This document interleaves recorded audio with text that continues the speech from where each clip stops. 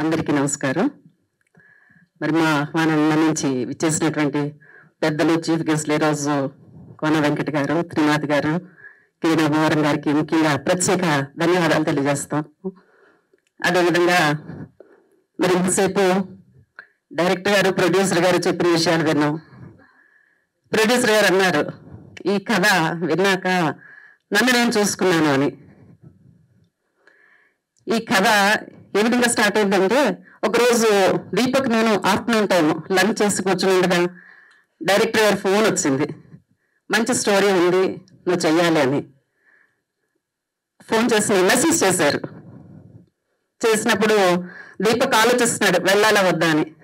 నేను అన్నాను, ఏమో ఏం స్టోరీ ఒకసారి వినిరా అన్నాను.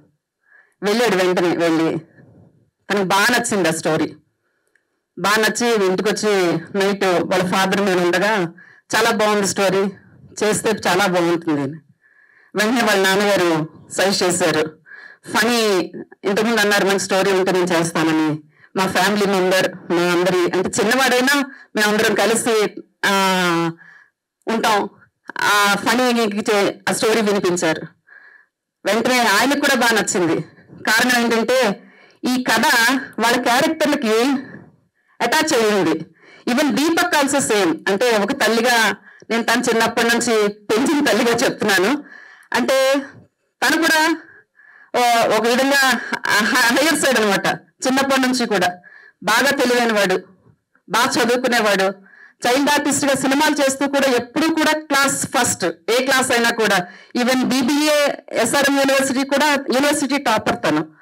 ఆ విధంగా చదువుకుంటూ ఆ తెలివి అంటే ఈ కథ ఖాళీగా తన్ని ఉంచితే ఏదో డిస్ట్రాయ్ చేసేవాడు అనమాట. ఇంట్లో కూడా చిన్న వయసులో కూడా 5-6 ఏళ్ళప్పుడు కూడా తనకి పని ఏమీ లేకుండా ఉంచితే తీసుకువెళ్ళి సామాన్లు విరగొట్టడము, కొన్ని సామాన్లు తీసుకెళ్ళి ఇంట్లోంచి నూతిలో వేయడం, లేకపోతే గోడ అవతల నుంచి విడిపోయింది. తర్వాత మేము వెతుక్కుంటూ దొరికేవన్నీ. మా నాన్నగారు ఒకసారి నెల్లి తవ్విస్తే అందులో ఇన్ని సామాన్లు వచ్చాయి మాకు.